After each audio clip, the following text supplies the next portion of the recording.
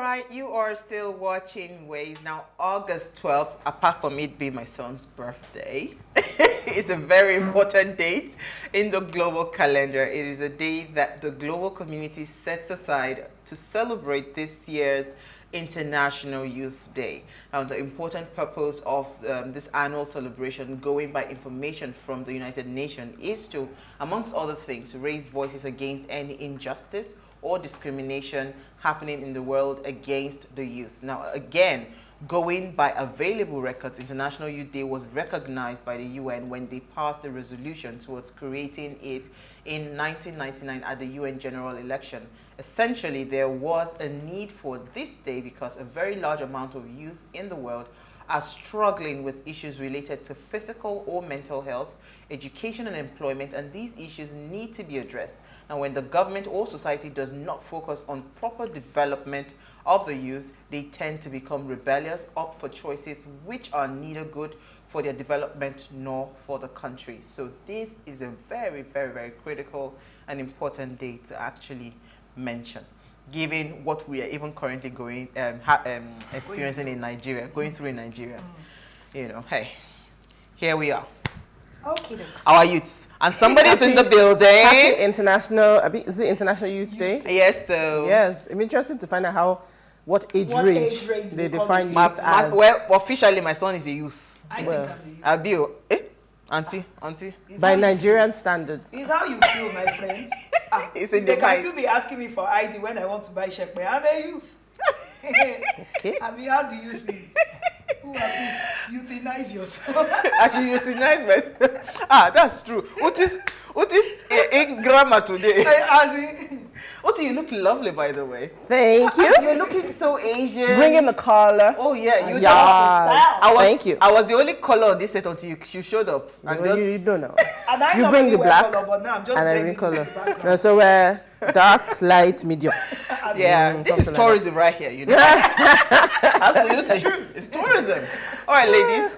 Uti, who are we starting with? Do you have your story? Yep. So my headline says Nigerian government has secured 1,000 convictions on terrorism, and that was said by the Attorney General of the Federation, Abubakar Malami. So he was addressing the 46th session of the State House ministerial briefing, which was organized by the Presidential Communications team in Abuja yesterday.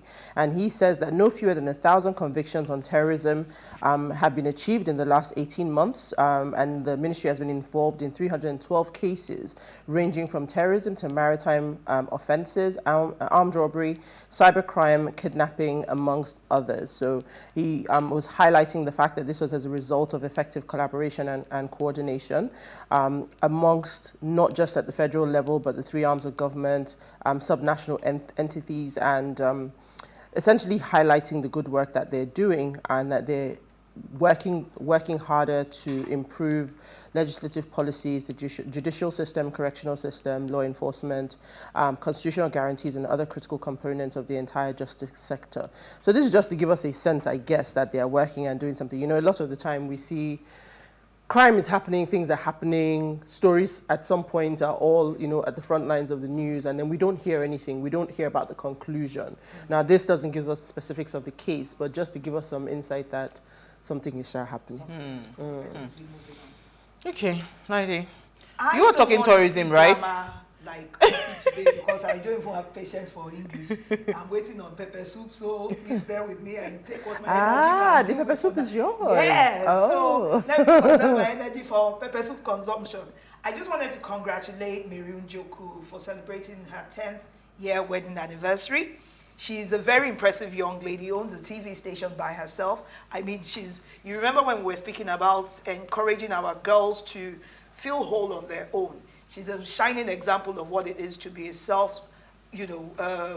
what's the grammar? Self-starter? Confident. Not self-starter, someone who is self-made. Oh, self-made. Self-made lady, and it's a blessing for her to have a happy home, 3 beautiful children. But then again, you can see from the pictures, if Omolola would show that again, that it seems to be a destination anniversary. And I wanted to say, based on the tourism topic that we chose today, that we have destinations in Nigeria. Babish is around the corner over there. Lekki Conservation Center is over there. Let us start using our tourist attractions as destination. Like Kemi Lala did her wedding in Nigeria in a garden. And I couldn't tell because every time you see some beautiful scenery, you assume they traveled abroad. We can do it here. There's many gardens to use. But we'll talk about it when we get to In tourism. the spirit of doing it here, in Africa, I just want to drop it here the way I saw it, and then we'll move on. Thieves broke into the residence of President of Liberia, George Weah, and carted away with properties worth thousands of US dollars, including his living room television. That one broke me. In fact.